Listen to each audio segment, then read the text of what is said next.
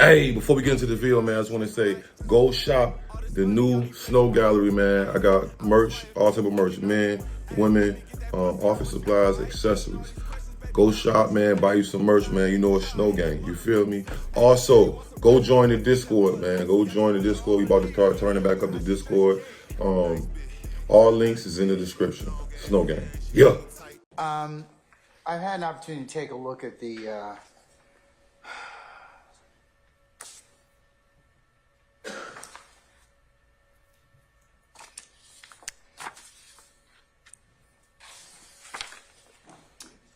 and consider the motion to suppress statements of defendant DeMontre Kendrick, and also to take a look at the state's response in respect to those particular assertions in terms of the for Jackson Daniel hearing, which the court has to make those determinations of voluntariness thereof.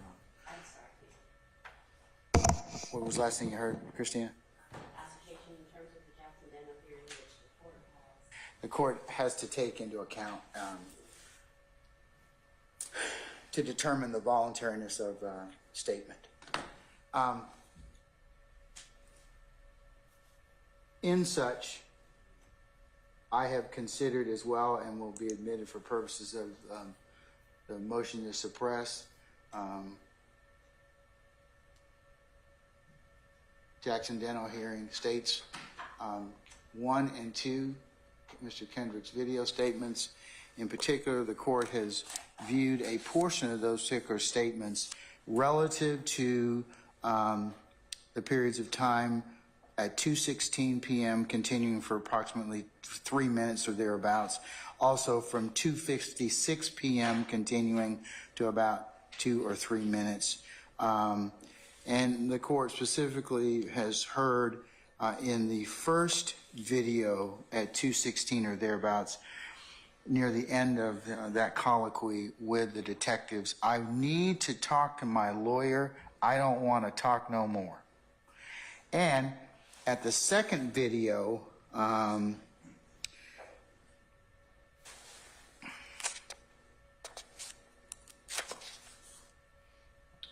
starts at 2:56 p.m., goes for about 2 to 3 minutes or thereabouts, and stops at 2:58 and 53 seconds.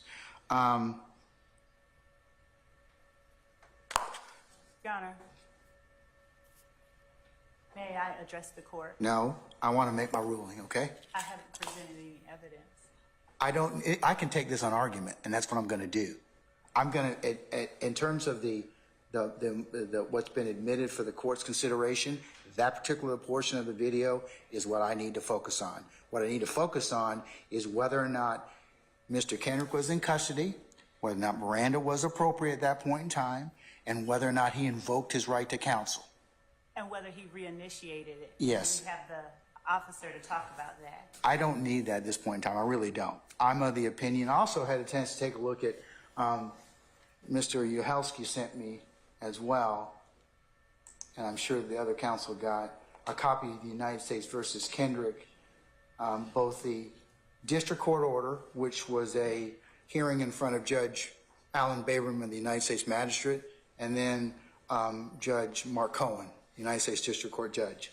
And then the appellate opinion was an opinion based on sentencing. Mr. Kendrick appealed the severity of his sentence. So I'm taking a look at the appellate order, at the trial court order from Judge Cohen, adopting Judge Baberman's findings. Right. And I make it very, of page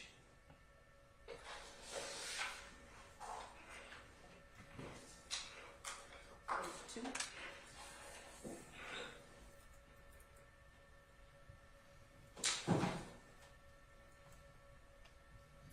during the course of page two, during the course of over 2 hours of the initial interview, defendant did not ask to speak to an attorney. At some point during the interview, Detective Joe Galpin, who was investigating a separate homicide incident, entered the room. Defendant then indicated he wanted to talk with his attorney, and questioning stopped. So Judge Baberman, I can't tell whether or not he took into account what I heard on the video, which was, I need to talk to my lawyer. I don't want to talk no more. That is equivocal to this court, me, Judge Glanville, that he invoked his or withdrew his consent at that point in time and did not wish to speak to law enforcement officers anymore.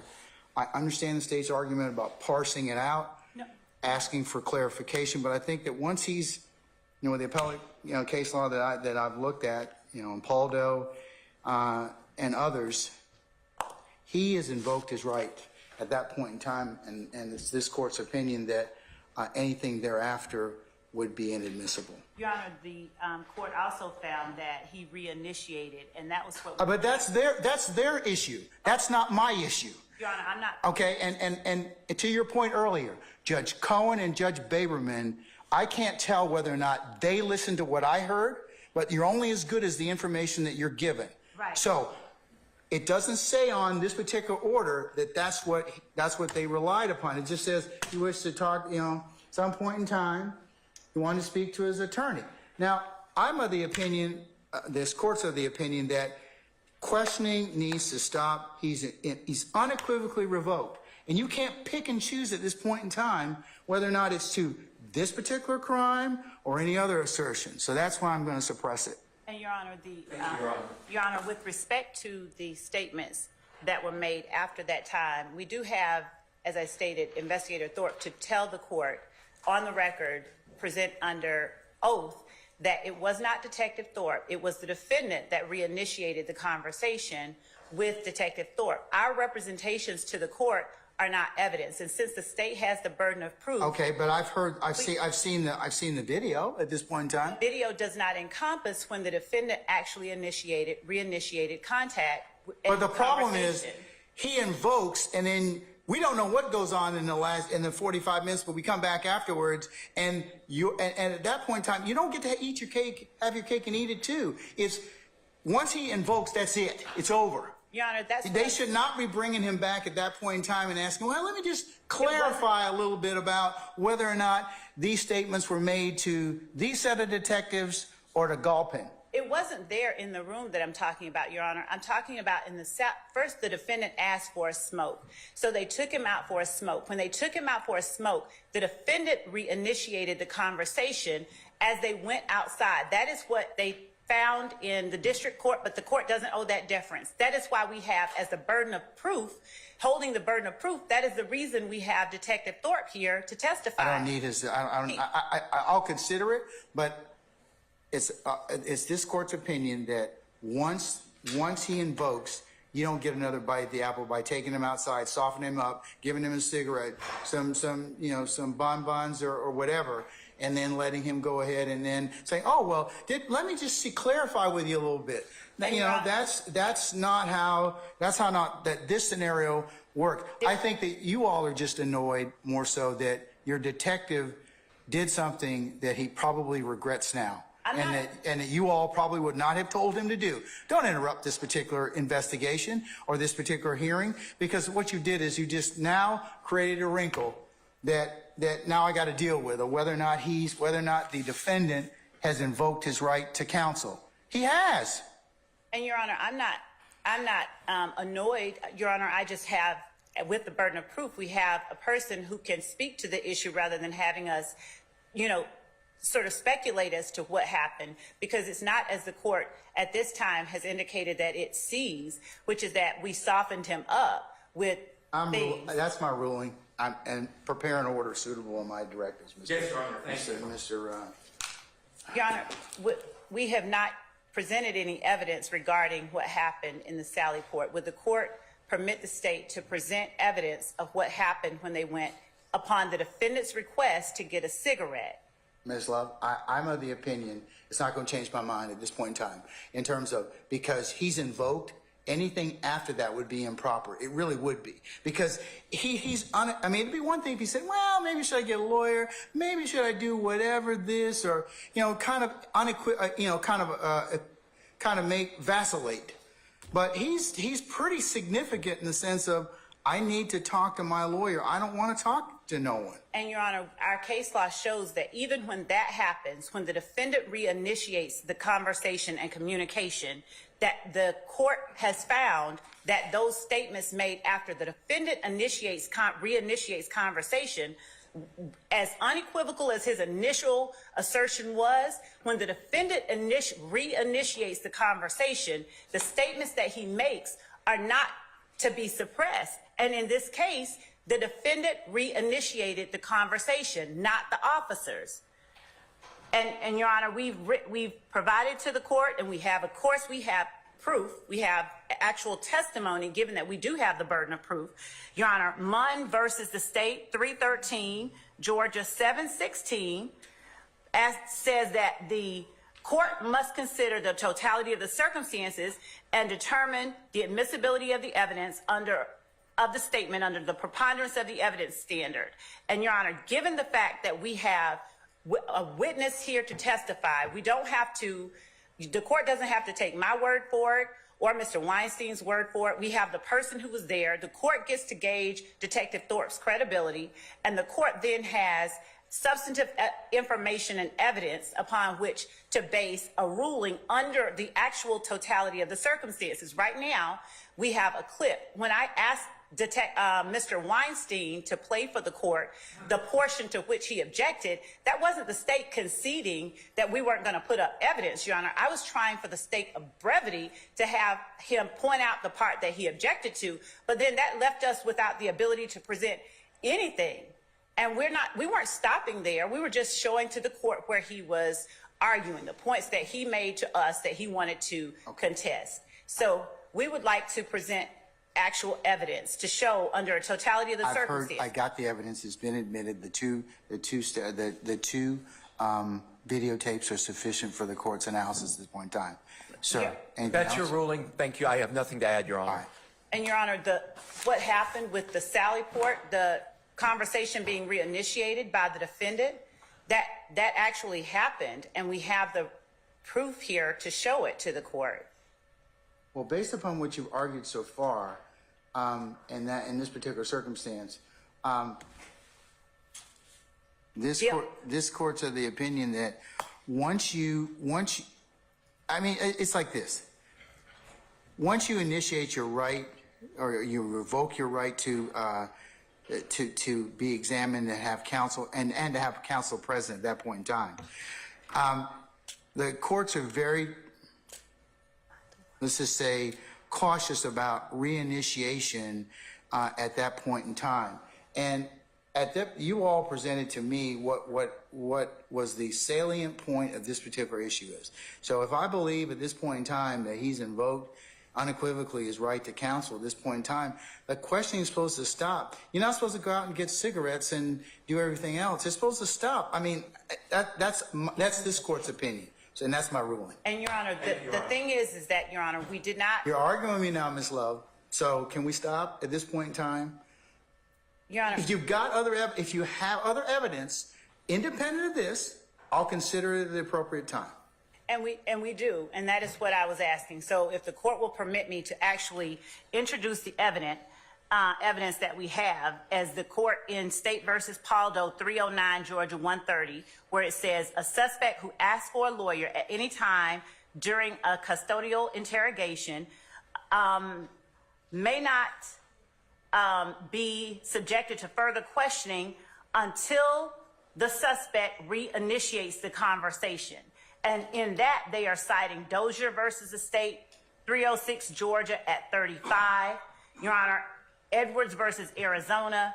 And Your Honor, this is a 2020 Georgia Supreme Court case where it specifically says that a suspect who asks for a lawyer at any time during a custodial interrogation may not be subjected to further questioning, as the court has said, by law enforcement until an attorney has been made available or until the suspect reinitiates the conversation. Your Honor, at some point, Your Honor, I'm sorry, I'm talking, Your Honor, and I don't know why I am point, being interrupted. your I will rulings not need stop. to be final. I was speaking. Ms. Love, y'all got. I'm sorry, I was speaking. Both of y'all can't talk at the same time. I know, I Honor, the was speaking, state and I called expect for to years. be allowed to speak when I'm speaking. Hey, both of you all need to just take it down a notch. And so, Your Honor, if I may finish, because I was the one speaking before Mr. Weinstein interrupted. But you continually engage in this pattern of behavior, Ms. Love. You don't want to accept my ruling. Your Honor, And I know you're being an advocate, but at some point, stop. Just stop. I made my ruling. Good, bad, or indifferent to you. You're going to win some, you're going to lose some. I do accept that Okay, fact. no, but you Judge, don't. No, you don't.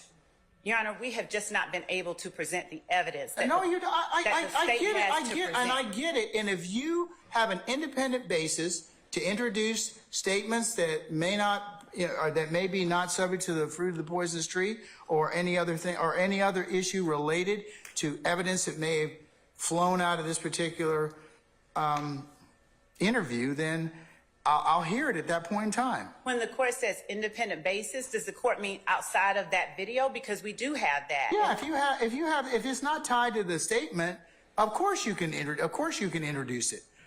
Yeah. I mean, as long as you have some independent basis, right? If you didn't get it from his particular statement.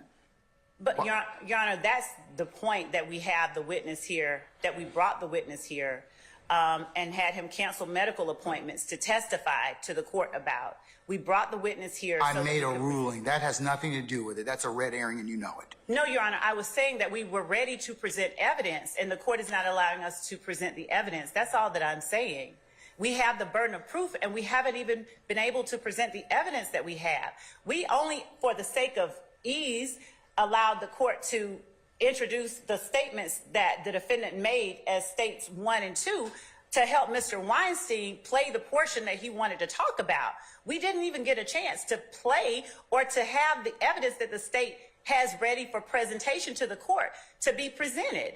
We should be entitled to present the evidence so that the court actually has the circumstances and does not have speculation or conjecture as to what happened when the Georgia Supreme Court has clearly said, just as clearly as an attorney being present is required before you consider the statement once he's invoked, the court has as clearly said, if he reinitiates, then that statement can be considered. It does not use them like maybe. It says, if this or that, then the statement can be considered, unless it should be suppressed for another reason. And that case, Paul Doe, is as recent as 4 years ago. And I'm not just doing this for the sake of engaging in a pattern of behavior, Your Honor. I am standing here emphatically asking that the court allow the state to present its evidence so that the court can make a ruling based on the evidence and not on the assertion by one party or the other as to what should or could be done. We have evidence that I believe that the state is entitled to present and the court is entitled to hear in the form of testimony. And I understand that Mr. Weinstein wants us to hurry it along and not hear Detective Thorpe because that might be an adverse position or evidence to his client's position. But we are simply asking that the court allow us the opportunity to present the evidence and to not hold it against the state that I am asking this, that the court allow us to present evidence that this statement was made voluntarily and that the fact that he ceased it but then reinitiated it is something that the court should consider. And Your Honor, I don't like drawing the court's ire. It's, quite disturbing. But I cannot in good faith not present evidence when we have a whole burden of proof to show the court that it was made freely and voluntarily. And when the evidence that we have is sitting right outside the courtroom. And the court's whole purpose for having these hearings is to determine the truth and to decide what is fair. And without hearing from Detective Thorpe, I don't know how the court can discern what the truth of the matter is. Hearing only a portion of a recording and not hearing from the people who were actually standing there talking to and listening to the defendant. Unless without hearing Detective Thorpe, the court is making a credibility judgment before even hearing what he has to say. May I please speak? Please, may I please speak?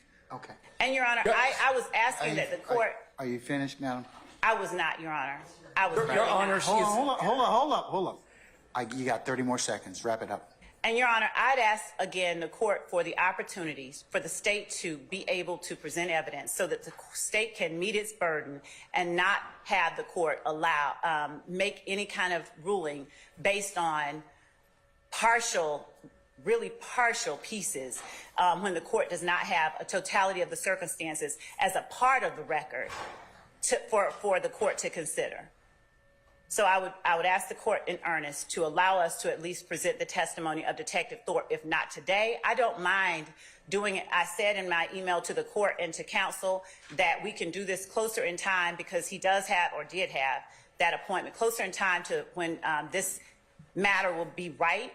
But Your Honor, I implore the court to allow us to actually present the evidence that we have to present. I appreciate Your Honor giving me the moment to speak. Thank you. Your Honor, I apologize for interrupting the state earlier, but the state can talk the ears off a donkey. This continued filibustering has got to stop so that opposing counsel can speak. Your rulings at some point have got to be final, Your Honor. Whether you hear from Detective Thorpe or not is irrelevant. He requested his lawyer, he invoked his right to not speak anymore, and I don't care what schmoozing Detective Thorpe did out at the Sally Port, taking my client off camera.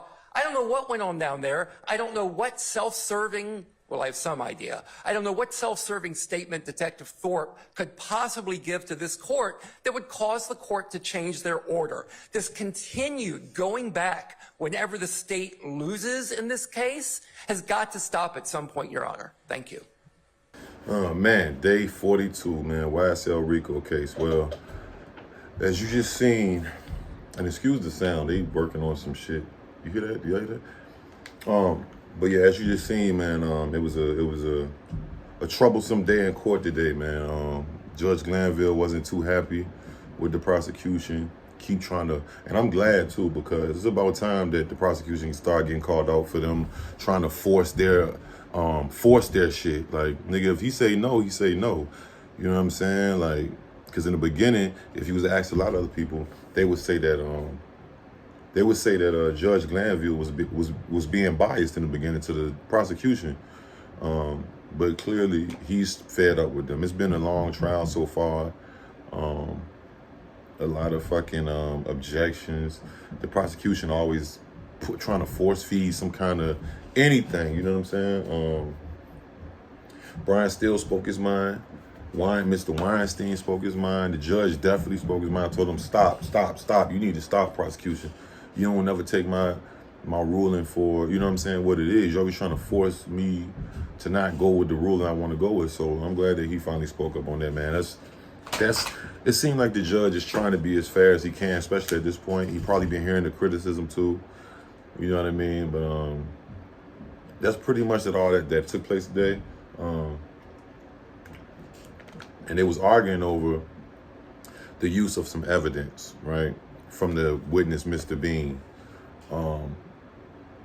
But it's deeper than that. You can tell the judge is not, he tired of it. He's sick and tired of the prosecution trying to just run everything and lie. They be, Miss Love, all of them, they be straight flat out lying at times. Like, and you can tell if you're smart enough, you can tell when somebody know they're lying. Like, you can tell just how they say shit. But